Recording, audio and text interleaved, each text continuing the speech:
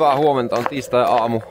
Eilen saavuttiin Irrefjelliin, ollaan Kallen kanssa tässä kävelemässä kohti meidän suksihuoltokoppia ja Heikki ja Tumppi ja Jimi lähti jo tuossa jokin aika sitten aikaisemmin. Ja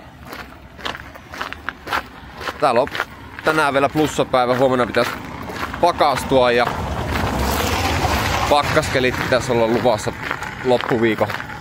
loppuviikon kisoihin. Täällä porukkaa alkaa olla jo melko paljon paikalla ja pistän tästä ensimmäinen IBU Cupin viikko käyntiin, kausimallia 2024-2025.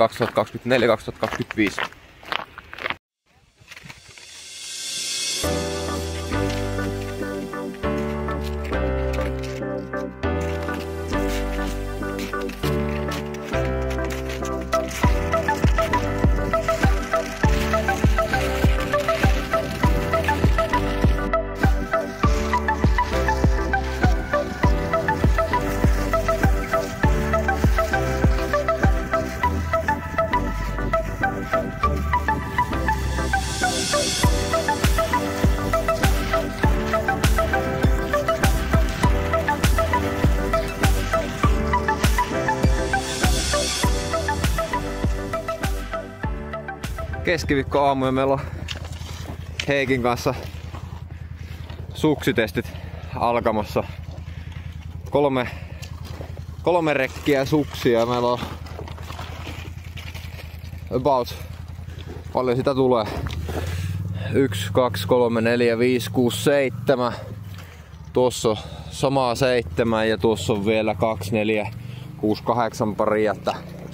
22 paria tänään, mistä pitäisi saada karsittua huomiselle sitten yhteensä noin 8 pariin, 6-8 pariin. Tämän jälkeen tehdään sitten vielä valmistava harjoitus. Ei tullut enää tuon aamu suksitestin jälkeen kuvattua mitään, mutta saatiin sukset karsittua. Huolto oli siinä kyllä apuna, että ei me ihan kahdestaan sitä hommaa tehty. Nyt tässä pienellä iltaverryttelyllä ja tää on tosiaan pakastunut keli ja täällä on aika tyypillistä, kun tässä on jonkun verran aika paljon alppiporukkaa, niin nuo rinteet löyää heti kuntoon. Täällä on taas lumitykit päällä, niin katsotaan miten se vaikuttaa huomiseen kisalatuun. Aika jäinen oli ja tosi karkea tänään, että paikka on jopa vähän vaarallinen. Tuo latu ja osa ladusta oli itse asiassa jopa suljettu tän harjoituksen ajan. Sinne ei päässyt ollenkaan. Huomenna tosiaan pikakisa ja startti numero 90. 127 miestä on viivalla huomenna ja saadaan varmasti tasokas kisa aikaiseksi. Eka KV-kisa tälle vuodelle ja ajattelin tavoitteeksi laittaa semmosen ammunnallisesti 80% osumatarkkuus. Ja sitten kunto pitäisi tällä hetkellä olla kuitenkin sen verran hyvä, että sillä pitäisi top 20 tulla. Et se on huominen tavoite ja siitä lähdetään sitten rakentamaan tätä kautta. Suksi löytyy varmasti huomiselle hyväksi. Tänään oli jo positiivisia merkkejä siitä, niin hyvillä mieli voi lähteä huomiseen kisaan.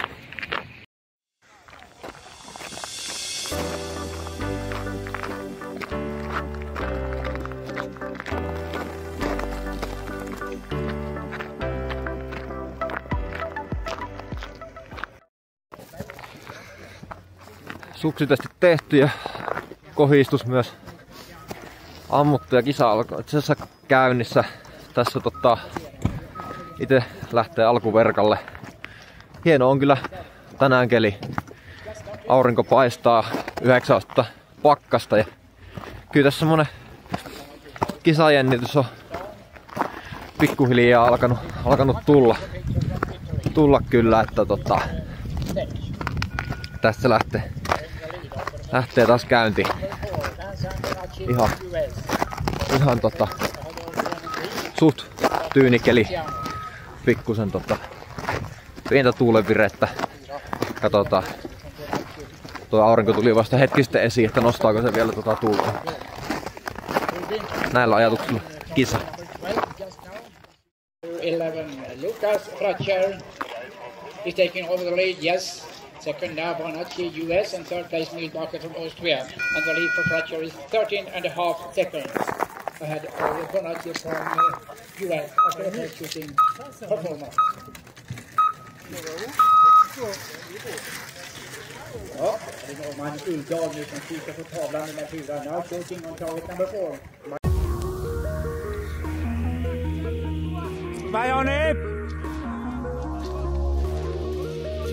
Vajoni, hyvä rytmi vaan.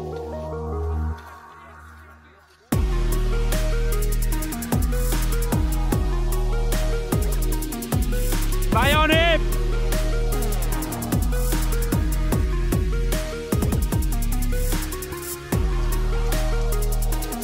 Vajoni! Hyvä rytmi vaan. Vajoni!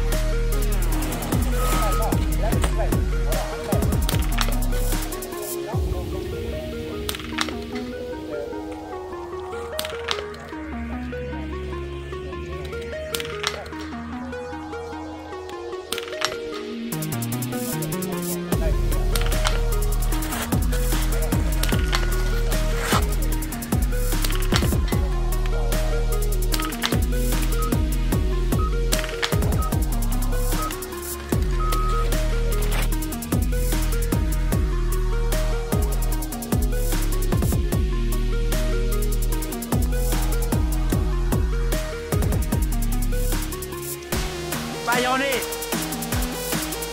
Hyvä vauhti oli. 17 sekkaa kärkeen ekalla kiekolla. Hyvä vauhti on.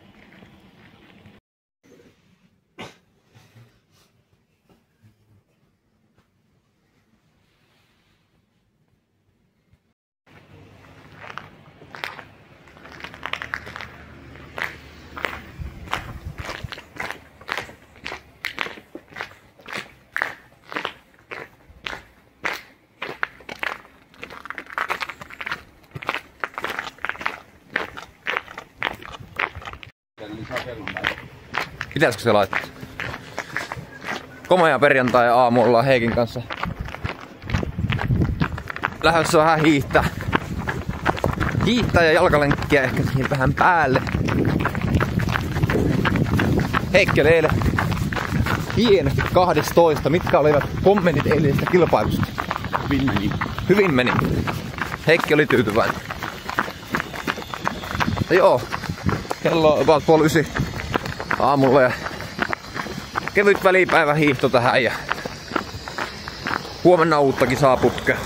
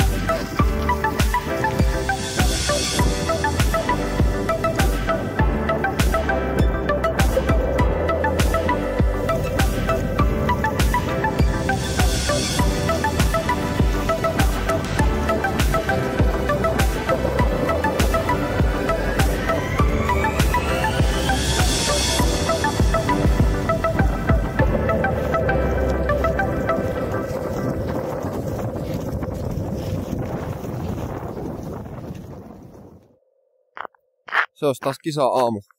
Nyt on keli muuttunut aivan päinvastaiseksi. Täällä sataa vettä tällä hetkellä ja eilen oli vielä kaunis pakkaspäivä. Mutta nyt pitää vaan osaa reagoida sitten näihin muutoksiin sillä, että pitää tietää, että mikä on oman kaluston tilanne ja valita oikeat sukset. Jos pienellä aamukäppäilyllä nyt ei.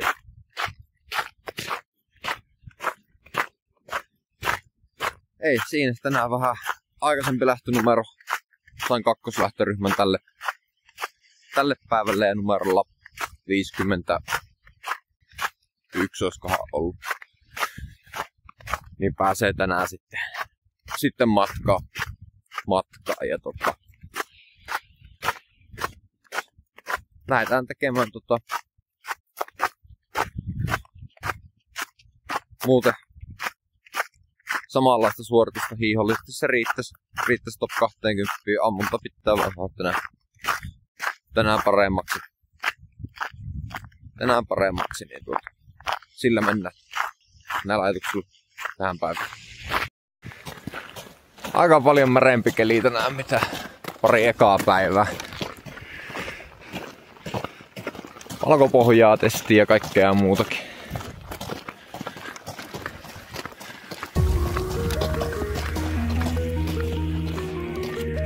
Ja Joni matolla.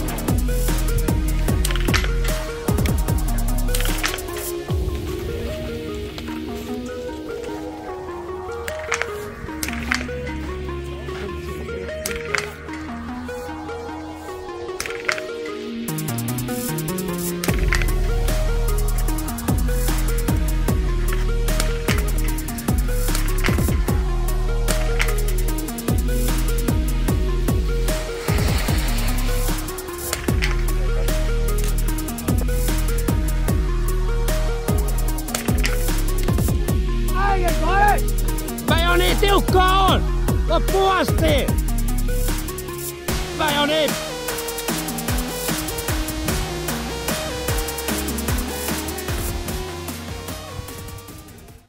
Ei ollut tänään meidän päivä kokonaisuutena. Ei oltu ihan tilanteen päällä tänään tämän keliolosuhteen kanssa. Olisi pitänyt olla enemmän vesarisuksia testissä ja sitten tänään päädyin semmoiseen ratkaisuun, että kun ei suksitestissä tuntunut mikään suksi oikein hyvältä, niin sitten otin vaan tuolta huoltoautosta suksipussista niin saman suksen millä hiihin Kontiolahden GP-kisoissa ja tänään ei varmaan onnistuttu ihan myöskään sitten voitelu- ja kuviointipuolellakaan, mutta oltiin tänään perässä paljon. Mut huomenna uusi yritys. Tänään tosiaan 1+2 ammunnat. Me taas 3 sakkoa. Ei voi olla tyytyväinen. Mutta huomenna tosiaan takaa ajoa sieltä 35 ja siinä on tosi paljon sijoituksia etupuolella tosi pienessä aikaikkunassa ja myös takanakin, että tosi tiivis nippu tulee olemaan huomenna. Mut ei se auta. Huomenna uusiksi. Viimeinen kisa, reilu 10 minä lähtöä. Tänään oli hyvä palvelu, sukset testattu valmiiksi ja toivotaan, että se on tänään hyvä. Keli on vähän märempi ja enemmän tuulta. Tosi jäinen baana. Lähdetään taistelemaan. Katsotaan mitä tulee.